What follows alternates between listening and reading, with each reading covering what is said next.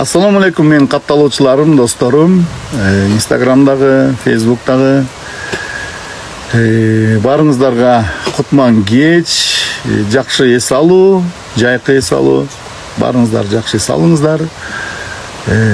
Анан айта турганым, жана жакында болгон подкаст, Самат менен болгон подкастта ошол бек Назима Аратбекова жөнүндө калп айтып койду дегендер үчүн жооп айтып коеюн.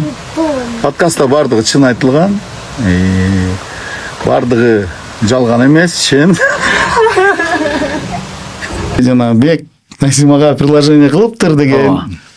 Бул дагы чоң клип боло турган ыр болчу. Клип боло турган съемка болчу.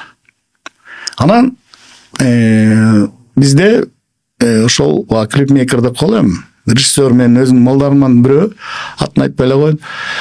Бүгүн ошону тартып алалы деп калды. Ошо Назиманын туулган күнүндө.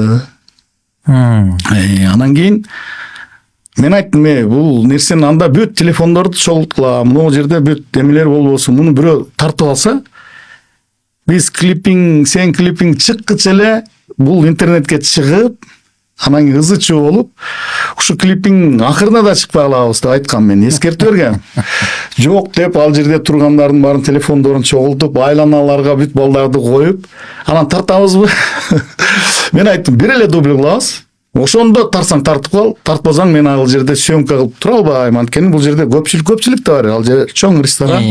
Барбы бирөө болсо бирөө тартып кетет деген да. Хорошо да бир 4-5 камера менен бир эле дубль тарттык, бирок жана жогоруда айтылгандай бирөө тартып калыптыр да, алыстан.